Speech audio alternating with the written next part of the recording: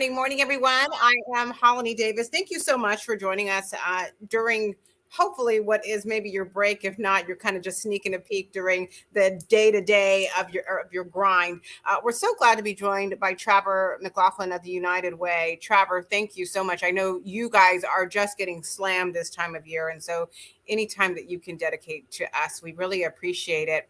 Let's start with so many people are excited for Thanksgiving next week. But for a lot of families, believe it or not, in our area, it brings on a whole new set of challenges. They're trying to figure out, how am I not just going to put this one Thanksgiving meal on the table, but the meals before and the meals in the days after on the table? Yeah, you're exactly right. And thank you for having me this morning. I think one of the things for us is for people to realize that this is a big opportunity to give for Thanksgiving. But in all honesty, it doesn't stop at Thanksgiving. There is a lot of people who are food insecure in Palm Beach County. Last year at this time, over 300 people were food insecure in Palm Beach County. Since the pandemic has kind of slowly subsided and people started getting back to their back to work, we saw a lot of people go down. So now we're back at pre-pandemic numbers, but it's still high. 181,000 people are food insecure in Palm Beach County. And just because we give during Thanksgiving, it makes us feel good and makes us do really well for Thanksgiving. It's an ongoing issue. And so that's going from seniors to children to people who are just down their luck for a short time frame and need SNAP benefits. So right now, donating for food and for hunger is one thing that can be a big help. This not only this time of year but year round. Every year it seems like we talk about, the post office will say you got to get your gifts in Yes. early so they arrive on time, and you hear food banks say we really need this, help from the community. The need is there, the need is greater than ever. But I thought what was interesting, you said to me earlier, the need is greater. It's different this year. Last year during the pandemic, it was what compared to what are the differences this year? Yeah, last year was sheer volume of people. We were looking to feed over the 300,000 people here in Palm Beach County and along the Treasure Coast. And when we look at it this year, so the food banks, majority of their food comes from retailers. They get people from wholesalers, not like going to Publix or going to Winn Dixie or anything like that. We actually, they're going out to people to buy these foods. The supply chain in the retail market is extremely broken. Well, that means that it's harder to buy food and the prices go higher to buy those food because there's high demand and low supply. And so what ends up happening is that this year, the struggle of just trying to get food is bigger than it was in years past because that supply chain is broken. I was talking to Jamie Kendall, who is over at the Palm Beach County Food Bank. She leads that organization, and she was telling me, and she's been in food banking for 13 years. She's Wow. never seen anything like this. This is Wow. something that the supply chain being so broken that you are competing to try to get food for people to be able to just to eat that are down their luck, so they can't afford it, and the food bank has to try to afford it. So it's a different kind of struggle right now. I was thinking about my own family. We've definitely noticed, especially in the last month or so, a lot of families, your grocery bill. I mean, it's climbed 20, 30, $40 in some cases. For you guys, though, you guys still have that challenge too. I mean, you have to overcome not only just trying to get those donations in the door, but just higher purchase bills as well. Yeah, absolutely. So when you're seeing them if you're seeing it at the grocery store, we're seeing it across trying to help out people who are hungry. And when you see it from that angle, and you're already working in a nonprofit sector where you're really trying hard to fundraise for many different areas, food is essential for everybody here in Palm Beach County and around the world. And when that food supply is cut short, and those food pantries or those food banks that you rely on to get your meals from are short on supplies, then we're all hurting right now. So you're seeing that happen over and over and over again. And that supply chain not only hurts us who are going to Publix, but it hurts us who are trying to help out those who can't get even afford a meal at Publix. As our viewers kind of tune in and listen in, we want to say, first of all, if you have any questions, definitely make sure that you're typing that out in the comment section. Justin, we see you. Good morning. Thanks for joining us this morning. Can you tell me a little bit, Trevor, about in terms of, and I know you quoted it earlier, the local stat for how many families are in need of food. Give us the outlook. What are you all able to do particularly in this next week leading up to Thanksgiving? What do you have? What are you giving out? So right now, what we're doing is this Food for Families food drive is definitely at the backbone of what we're doing for the next week. And so we're doing a whole lot of drop-off sites. You can go to UnitedWayPBC.org, or you can go to any United Way and find out where those drop-off site locations are. You can go to WPTV to find out where drop-off sites today are over at Seacoast Bank. But when you look at all these opportunities, there's also something, and I'm reading the comments too, because I think this is actually very important for people who are in need, is we launched about 16 months ago, right at the beginning of the pandemic, what's called the Food Finder map. And the Food Finder map is very similar to a Google map. And all you have to do is type in where you are, and it will show you the different areas where you can either pick up food, find resources, drop off food. So if you're looking for resources, go to UnitedWayPBC.org, click on the Food Finder map. It's right on the front of the homepage. That will allow you the opportunity to search in your area, whether you're a mom looking for formula, whether you're a senior that is staying at home as a shut-in for food delivery. You will find something in your location that will be able to help you out. And I hope you answered that question. Again, I also see that comment as well. If not, we're hoping that viewer who's tuning in, let us know how we can help. That is one of the things. I was at one of the food drives last week in Boynton Beach, and I tell you, I got choked up because I thought somebody was driving up to drop off food, and the person said, "No, I'm here to get food." And he seemed like he had a vibrant personality, maybe a little bit of a jokester. I thought he was joking, and he reiterated, "No, I'm here to get food." And it really was, I think we had a little bit of an eye contact moment. It was an emotional exchange because you could tell that he was at his wit's end. And it was such a hard thing for him to come and ask in person for food. But it speaks to the need that so many people are going through right now. Yeah, and it's a hidden need. I mean, you bring a great point. We oftentimes think of those who are hungry or in need, or the faces of homelessness we talk about a lot. They don't necessarily look like the typical, stereotypical homeless or typical hungry.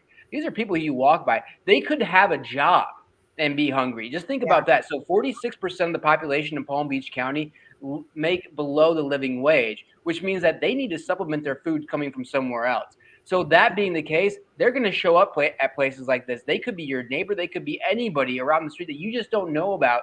So being able to look around the corner and look around you whenever you're out and about, and understand that person may be food insecure.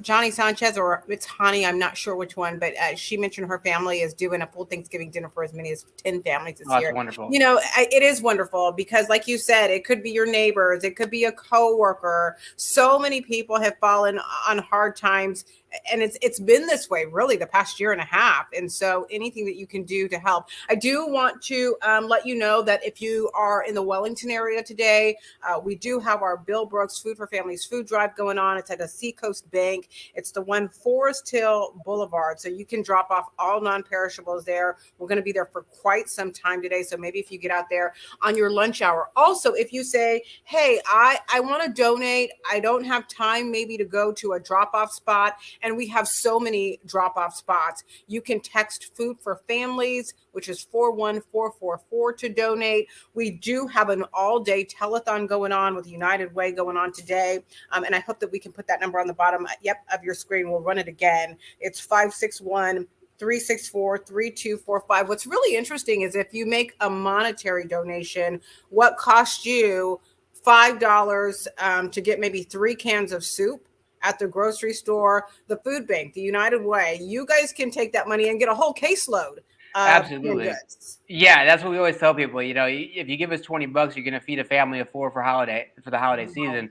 And in all honesty, I'm talking like a holiday meal for a family of 4. So $1 goes a long way, especially when you're giving to the hunger relief and you're giving through United Way. We stretch that $1 out because we get a lot of people to match dollars with us, and then that way we can start to combine that with other areas. So we can give that to the pantries that need it. We can give it to the food banks to buy food. We can give that to distribution places that you may not even know about. That could be community centers that happen to have food for purchase. So there's all these different nuances. But right now, like I said, if you can give your time, talent, or treasure, now is the time to do it. Palm Beach County and the Treasure Coast need it the most right now for our people who are food insecure.